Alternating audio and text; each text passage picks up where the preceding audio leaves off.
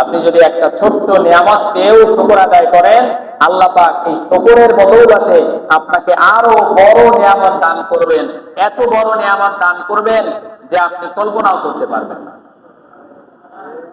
আহমদ ইবনে হাম্বলের ভিতরে ইমাম আহমদ ইবনে হাম্বল একটা খুব চমৎকার একটা ঘটনা এনেছেন। ঘটনা শুনতে তো আমাদের ভালো লাগে, কি বলেন? কথা বলেন। একবার এক ভিক্ষুক রাসূল করিম সাল্লাল্লাহু আলাইহি ওয়াসাল্লামের কাছে আসলো ভিক্ষা চাওয়ার জন্য।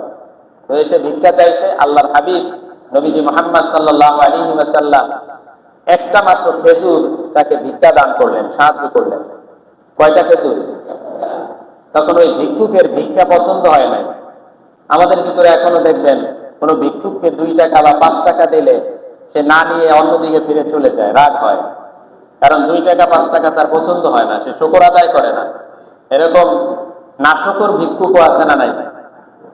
তো রাসূলের জামানাও ছিল, ভিক্ষুক ওই খেজুরটাকে পছন্দ না করে সে ঘৃণা করলো। পরক্ষণে আরেকজন ভিক্ষুক আসলো, এসে যখন কিছু চাইলো রাসূল করিম সাল্লাল্লাহু আলাইহি ওয়াসাল্লাম তিনি তখন ওই খেজুরটা তাকে দান করলেন, একটা খেজুর। ভিক্ষুক তখন এতটা খুশি হলো, সে তখন বলতে লাগলো, সুবহানাল্লাহ, এটা তো আল্লাহর নবী, আল্লাহর হাবিব মুহাম্মদুর রাসূলুল্লাহ সাল্লাল্লাহু আলাইহি ওয়াসাল্লামের দেওয়া খেজুর, আমার তো সৌভাগ্য। সুবহানাল্লাহ। একটা খেজুর পেয়ে সে খুশিতে আনন্দে মাতোয়ারা হয়ে গেল, সে শুকর আদায় করতে লাগলো। আল্লাহর হাবিব তখন তার একজন দাসীকে বললেন, যাও উম্মে সালামার কাছে যাও, তার কাছে 40টা দিরহাম রাখা আছে, সেই 40টা দিরহাম নিয়ে আসো। ওই দাসী তখন উম্মে সালামার কাছ থেকে 40 দিরহাম নিয়ে আসতেন। সঙ্গে সঙ্গে আল্লাহর হাবিব নবী মুহাম্মদ সাল্লাল্লাহু আলাইহি ওয়াসাল্লাম ওই 40 দিরহাম খুশি হয়ে ভিক্ষুককে দান করে দিলেন।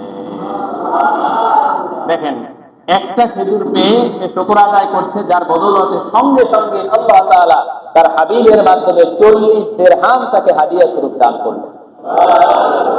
আপনি যদি একটা ছোট্ট নিয়ামত পেয়েও শুকর আদায় করেন, আল্লাহ পাক এই শুকরের বদৌলতে আপনাকে আরো বড় নিয়ামত দান করবেন, এত বড় নিয়ামত দান করবেন যে আপনি কল্পনাও করতে পারবেন না।